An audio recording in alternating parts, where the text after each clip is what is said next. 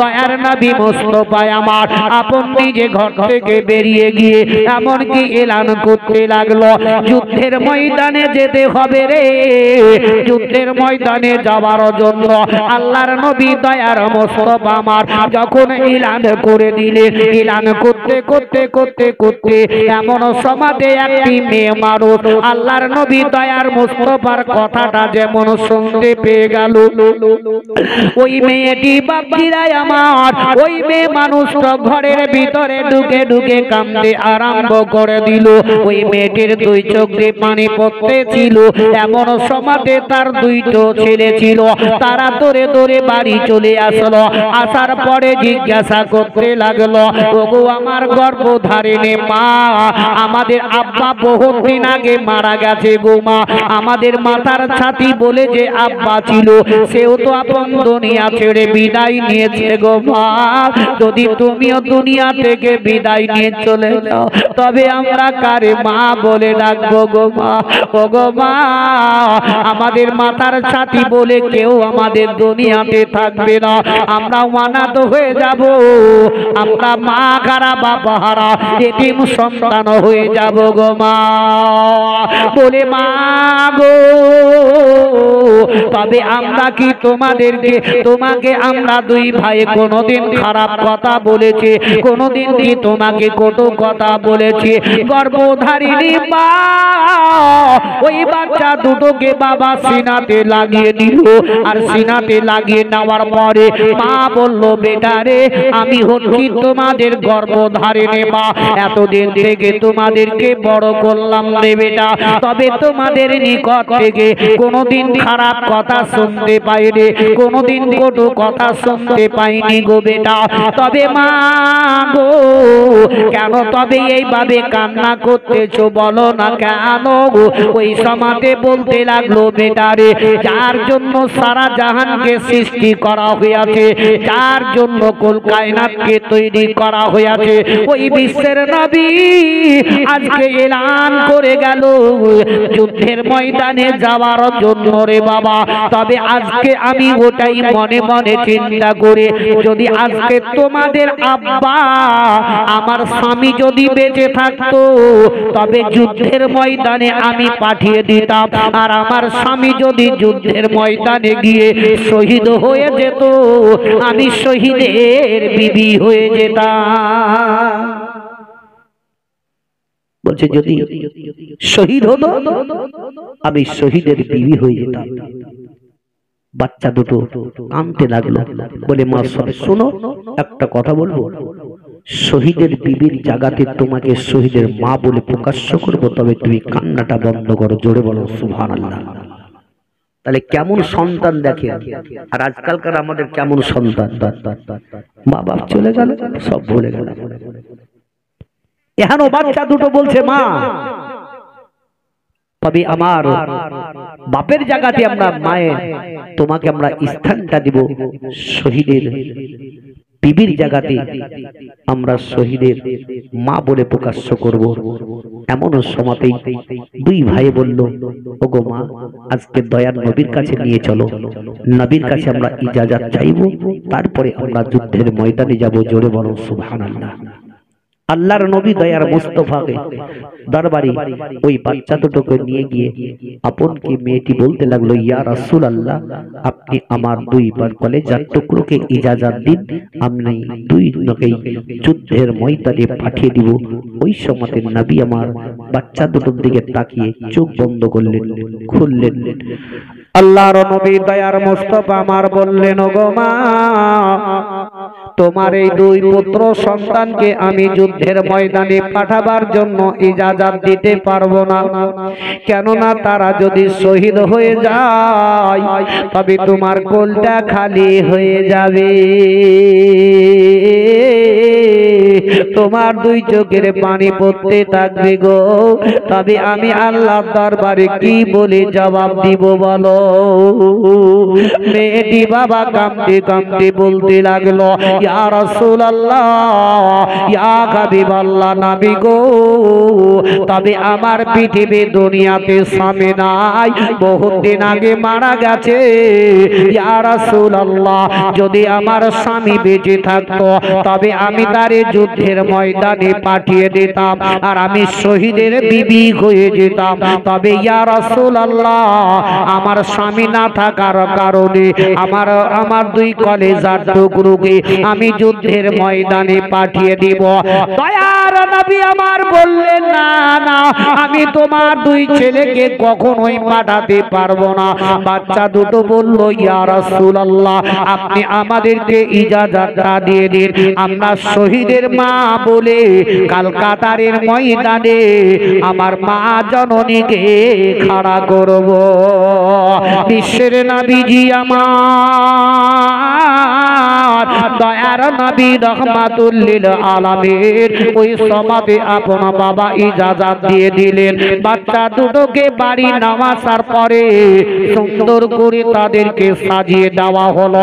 আর সাজিয়ে দেওয়ার পরে আপন বাপজিরা, ভাইরা, মা বোনেরা আমার, মা ছোট ছোট দুইখানা তালোয়ার দিয়ে বলতে লাগলো, বেটা চলে যাও, আমার নবীর ডাকে সাড়া দিয়ে দাও, যুদ্ধের ময়দানে আপন চলে যাও। বাচ্চা দুটো যেমনি টুকটুক টুকটুক করে হাঁটতে লাগলো, একটু দূরে যেমনি চলে গেল, ওই সমাতে গর্ভধারিণী মা পিছন থেকে ডাক দিয়ে বলল, বেটা রে, ও আমার কলেজার টুকরো, একবার তোমরা আমার নিকটে চলে এসো। যেমনি চলে গেল, মা সিনাতে লাগিয়ে নিয়ে অজর নয়নে কেঁদে কেঁদে বলে, ওরে আমার কলেজার টুকরো, হয়তো আমার আজকেই দেখা শেষ হয়ে গেল, আর কোনোদিন তোমাদের সঙ্গে আমার কথা হবে না। তাদের দুই গালে চুম্বো দিয়ে যেমনি বাবা চুম্বো দিয়ে দিল, বাচ্চা দুটো যুদ্ধের ময়দানে নেমে গেল।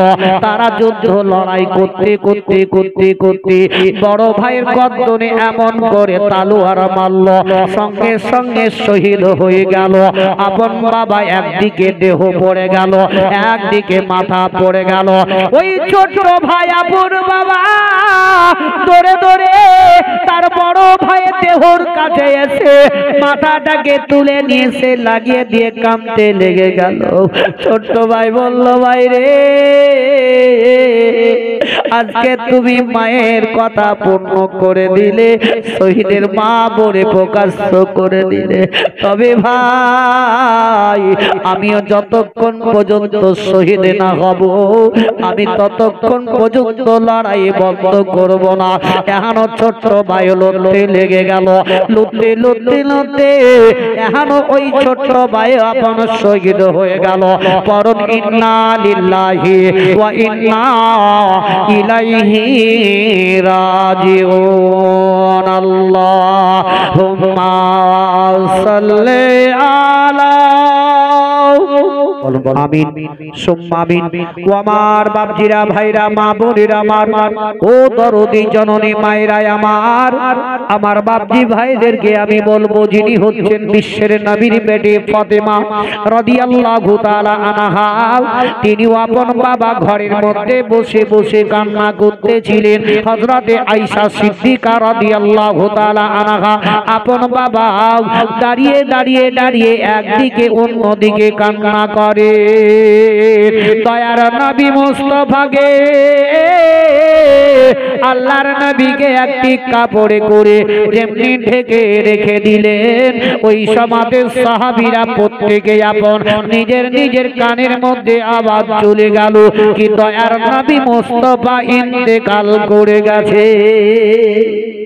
আজ আপনার আমার মা বাপ যখন ইন্তেকাল করে মাইকে এলানো হয়, আমরা মানুষ জানতে পারি।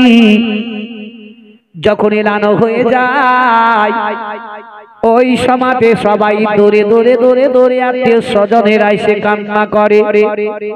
আল্লাহর নবীর ইন্তেকালের খবর পাওয়ার পরে তারা সকলে বাবা বসে বসে বিশ্বের নবীর কাছে আপন কান্না করতেছিলেন। দয়ার নবী মুস্তাফার নওয়াসা ইমামে হাসান ও হুসাইন রাদিয়াল্লাহু তাআলা আনহু বাবা তারাও কান্না করতেছিলেন। হযরতে মা ফাতেমাতুজ জোহরা রাদিয়াল্লাহু তাআলা আনহাও বাবা কান্না করতেছিলেন। হে ভাইরা বাপজিরা আমার, দেখুন এমন কবর, এমন একটা জিনিস যেই কবরে না গেতে গেলে এমন কি ওই কবরে যাওয়ার সমাজে মৃত ব্যক্তি আপন কাঁদতে কাঁদতে চিৎকার করে বলে তোমরাও আমার সঙ্গে যাবে রে। হে আমার ভাইরা, এত চিৎকার করে কান্না করে, এত কান্না করে, এত তারা বলতে থাকে। যদি আল্লাহ আমাদের শোনার শক্তিটা দিত তবে হয়তো আমাদের কানের পর্দা পর্যন্ত পেটে যেত। তবে ওই কবর এমন একটি কবর, এখন কবরে যখন যায় তখন মানুষ চিৎকার করে কান্না করতে করে।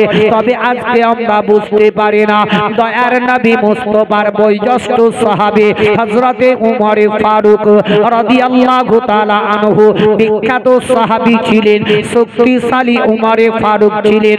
যখন উমর ফারুক আপন বাবা শুনতে পেয়ে গেলেন, ওই সমাতে তালোয়ার খানাকে নামার পরে রাস্তার মধ্যে নেমে গিয়ে উমর বলতে লাগলেন, শোনো গো, যদি আমার নবী মুস্তাফার মৃত্যুর কথা তোমরা বলো তবে তোমাদের গর্দনকে ছাঁটাই করে দিব। আমার নবী কোনোদিন মরেন নাই, জোরে বলুন সুবহানাল্লাহ। এই উমর এত বীর পালোয়ান ছিলেন, এত বীর পালোয়ান ছিলেন, উমরকে কতল করার জন্য, উমরকে মারার জন্য হারকাল বাদশা এলান করেছিল উমরের মাথা কেটে যে আমার দরবারে পৌঁছাতে পারবে তাকে 100টা উট এবং 1000 টাকা পুরস্কার দেওয়া হবে। একজন ইহুদি চট করে ওঠার পরে বলল, হুজুর গো, ওই উমরকে কতল করার জন্য কয়টা লোক লাগবে? আমি একাই 100। আমি উমরকে কতল করে তার মাথাটা কেটে নিয়ে আপনার দরবারে পৌঁছিয়ে দিব। কিন্তু ইহুদি যখন এই কথা বলল, হারকাল বাদশা বলল, চলে যাও চলে যাও, তবে উমরের মাথাটা কেটে আমার দরবারে পৌঁছিয়ে দাও। হযরতে উমর ফারুক রাদিয়াল্লাহু তাআলা আনহু মক্কা নগরে নামাজে পড়ে বিশ্বের নবীর কাছে হেঁটে হেঁটে ওই রাস্তা দিয়ে চলতেন। তবে উমর রাস্তায় চলতে চলতে বীজখানে একটি গাছের তলাতে টেক লাগিয়ে উমর বাবা আপন আরাম করতেন, একটু ঘুম পেরে নিতেন, তারপরে নবীর কাছে যেতেন। সেই ইহুদিটা আপন দেখে নিয়েছিল উমর কিন্তু গাছের তলাতে আরাম করে, তবে আমার মারাটা খুব সহজ হবে। আমি ওই গাছের উপরে চেপে আমি ইন্তেজার করব, উমর যেমনি আসবে গাছের তলায় টেক লাগিয়ে আরাম করবে, আমি উপর থেকে নেমে উমরের গর্দনে তালোয়ার চালিয়ে দিব, উমর আপন দুটুকরো হয়ে যাবে। যুক্তি ছিল তার। ইহুদিটা দেখেছিল কি উমর তো আপন, মক্কা থেকে নামাজ পড়ে আল্লাহর নবীর কাছে যায়, আর যেই সময়তে চলে যে রাস্তা দিয়ে একটা গাছের তলাতে আরাম করে, ওই গাছের তলায় যখন আরাম করবে ঘুমিয়ে যাবে, আর গাছ থেকে নেমে উমরের গর্দনে তালোয়ার চালিয়ে দিবে। ইহুদি বুঝলেন, উমর আসার আগে আগে ওই গাছের উপরে তালোয়ার নিয়ে চড়ে বসে বসে ইন্তজার করতে লাগলো উমর আসবে কতক্ষণে।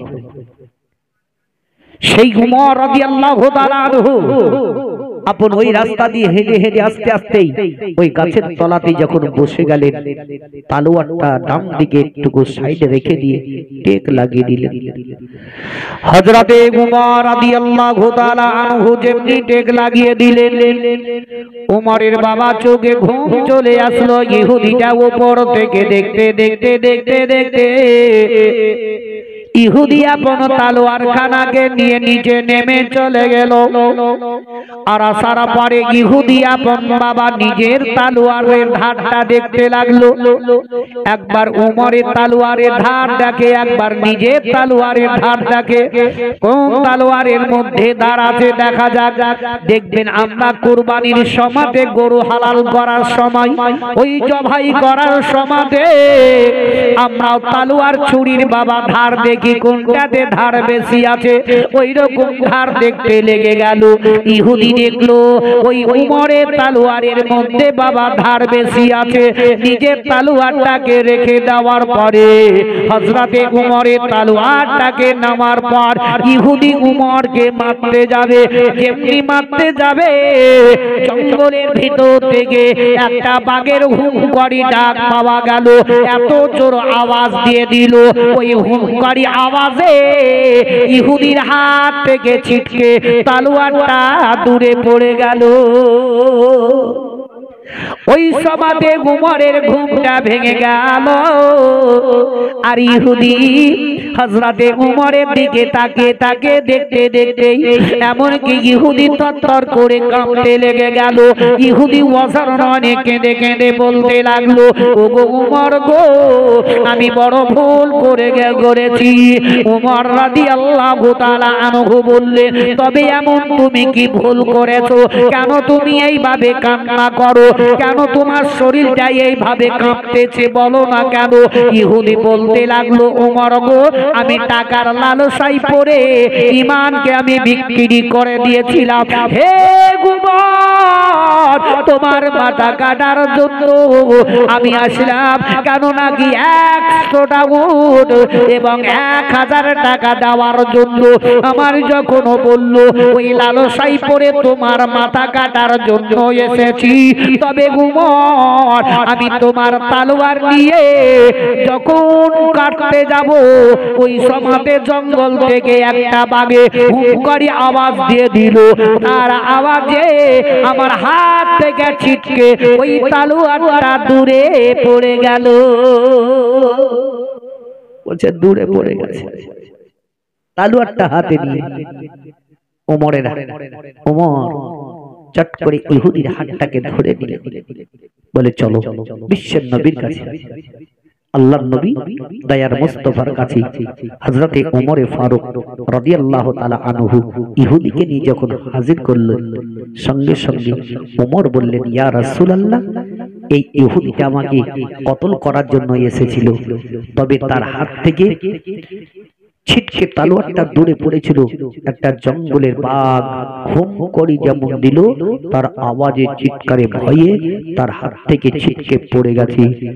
হযরতে উমর রাদিয়াল্লাহু তাআলা আনহু বললেন, ইয়া রাসূলুল্লাহ, ইয়া হাবিবাল্লাহ, নবী গো, তবে ওই বাঘটা কে ছিল এমন একটু আপনি বলে দিন না কেন? দয়ার নবী মুস্তাফা আমার বললেন, হে উমর, ওটা কোন জঙ্গলের পশু বাঘ ছিল না, ওটা স্বয়ং আমার বডিগার্ড জিবরিল আমিন ছিলে। জোরে বলো, কথা বুঝতে পারেন না মনে হয়? যদি পারতেন তাহলে একটু জোরে সুবহানাল্লাহ বলতেন। রাত তো কমসে কম বাজছে কটা? 11টা। 11টাতে তো মানুষ সব শেষ। 12টা বাজতে বাজতে বলে এই কয়টা আর পাওয়া যাবে না, তাই বলে একটা গোদা বাংলাতে কি বলে জানেন? এক ধোবা গেছে কাপড় কাচতে, তো কাপড় কাচতে যখন যায় রাস্তায় চলতে চলতে একটা মতি পড়ে পেয়েছে। তো ওই মতিটা পরি পাওয়ার পর সেই ধোবা মনে মনে চিন্তা করছে, হায় রে, এই মতিটা যদি বিক্রি করে খাই তো আমার 7 খানদান বাড়িতে বসে বসে খেলে বোধহয় শেষ করতে পারবে না। তাহলে এই কাপড় আর কাজ করবো না, ধোবার কাজ আর করবো না। আবার মনে মনে চিন্তা করলো যে কাপড়টি আজকে নিয়েছে ওটা কেচে নি, কাল থেকে আর কাপড় কাপড় ধরবো না। এই নদীতে গেছে বললেন কাপড় কাচতে, আর মতিটাকে নিয়ে লুঙ্গিতে এইভাবে কোমরে গুঁজে নিয়ে খুব কাপড় কেচে যায়। আচ্ছা ভাই, কাজ করতে করতে লুঙ্গি ঢিল হয় না, হয় না ভোকে? ওর লুঙ্গিটা একটু ঢিল হয়ে আছে বুঝলেন, পাথরটা কখন ফুস করে পড়ে পানিতে পড়ে গেছে আর খেয়ালই মনেই নাই।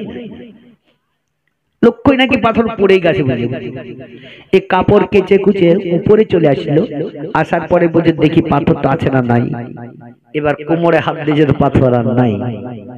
ইয়াপন যেই জায়গায় কাপড় কাচছিল বুঝলেন, সেখানে লাগলো খুঁজতে খুঁজতে খুঁজতে খুঁজতে খুঁজতে পাথর যখন পেল না, তখন তার মুখের বল হলো একটা আমার ধোয়া থেকে না ধোয়াই ভালো ছিল।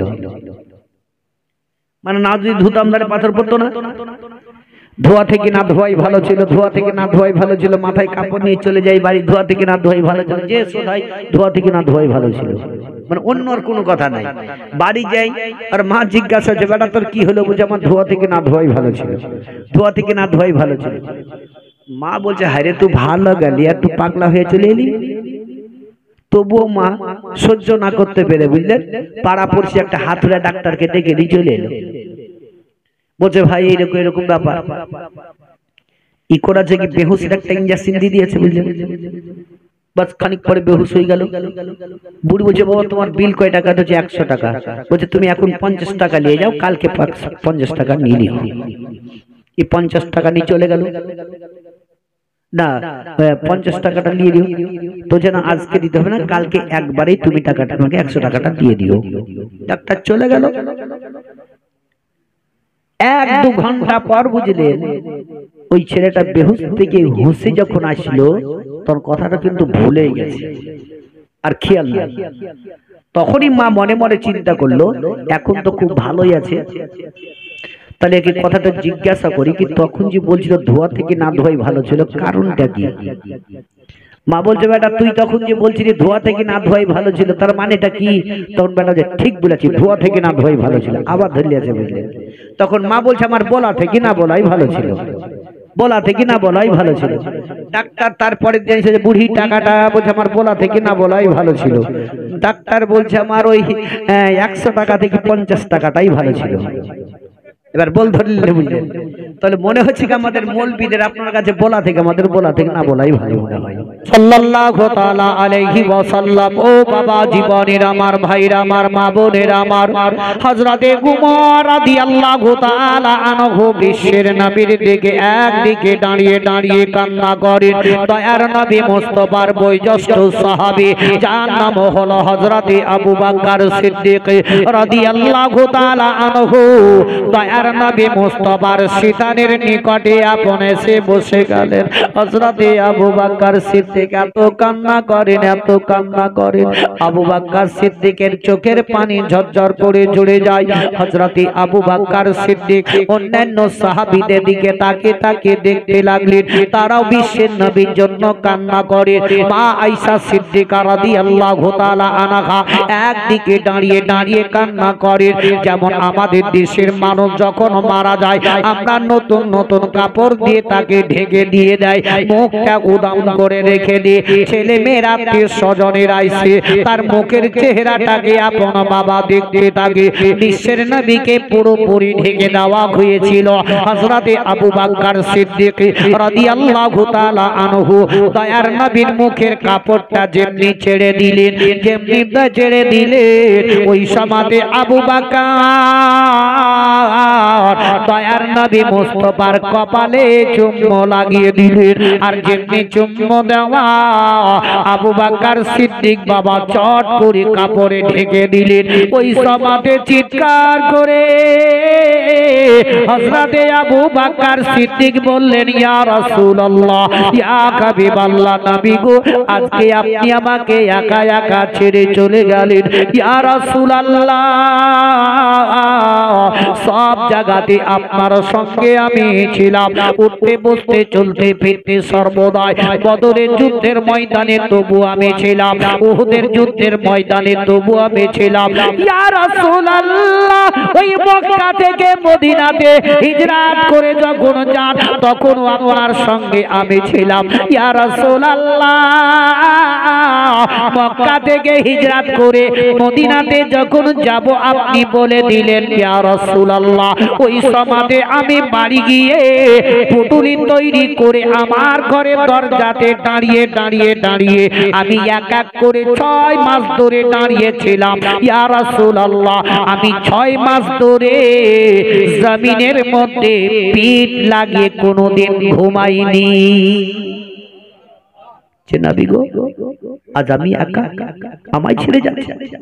যেদিনকে মক্কা থেকে মদিনাতে হিজরত করে যাওয়ার কথা বললেন, আমি সেই দিন থেকে দরজায় দাঁড়িয়ে দাঁড়িয়ে 6 মাস ধরে ইন্তজার করেছিলাম, তবু আমি একটু ঘুমাইনি। জোরে বলো সুবহানাল্লাহ। তাহলে কেমন ভালোবাসতেন আবু বকর সিদ্দিক। এখন ওই আবু বকর সিদ্দিক আপন চুপ করে বলতেছেন, মনে মনে চিন্তা করলেন, যদি এখন আমি কান্না করি অন্যান্য সাহাবীদেরকে চুপ করানো যাবে না। আবু বকর সিদ্দিক বাবা কান্নাটা বন্ধ করে দিলেন। তেতুলা থেকে 1000 টাকা। সুবহানাল্লাহ। আল্লাহ রাব্বুল ইজ্জত দানকে যাতে কবুল করে নিয়ে মনের আশাকে যাতে পরিপূর্ণ করে দেয়। জোরে সকলে বলেন আমিন।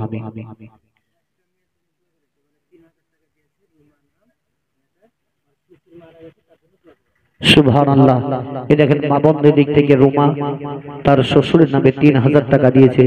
আল্লাহ রাব্বুল ইজ্জত আসে খালি হাতে যাবে খালি হাতে, তাই না? বলি না মানুষ আসে খালি হাতে যাবে খালি হাতে।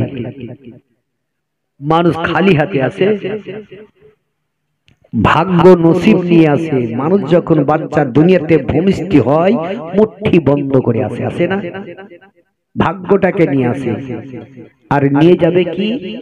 আমল নিয়ে যাবে।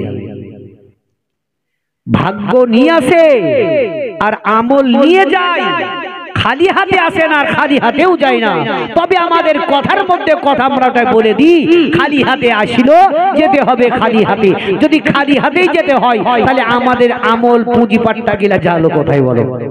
নারায়ে তাকবীর, আল্লাহু আকবার। ভাই আমার, যাই হোক আমি লম্বা চড়া না করে আমি পড়েছিলাম মুহাম্মদ রাসূলুল্লাহ সাল্লাল্লাহু তাআলা আলাইহি ওয়াসাল্লাম এবং হাক্কা তুকাতিহি ওয়ালা তামুতুন্না ইল্লা ওয়া আনতুম মুসলিমুন। আল্লাহ বলেন তোমরা ততক্ষণ পর্যন্ত মরিও না যতক্ষণ পর্যন্ত তোমরা পাক্কা মুমিন মুসলমান না হবে। ঈমানদার হয়ে মুসলমান হয়ে মরার চেষ্টাটা করুন। ওই কবরকে স্মরণ করে একটু পরিবর্তন হন। সকলকে যেতে হবে আজ না হলে কাল, কাল না হলে 2 দিন পর। বাড়ি যখন আসবে সকলকেই যেতে হবে। যাই হোক বাপজিরা আমার, আর আগে দিকে না বাড়িয়ে আমার বক্তব্য আমি এখান থেকে ইতিও সমাপ্তি করলাম। বলার মাধ্যমে ভাষার মাধ্যমে ভুল দিলে ক্ষমা প্রার্থী। ওয়া মা আলাইনা ইল্লাল বালাগ। আসসালামু আলাইকুম ওয়া রাহমাতুল্লাহ।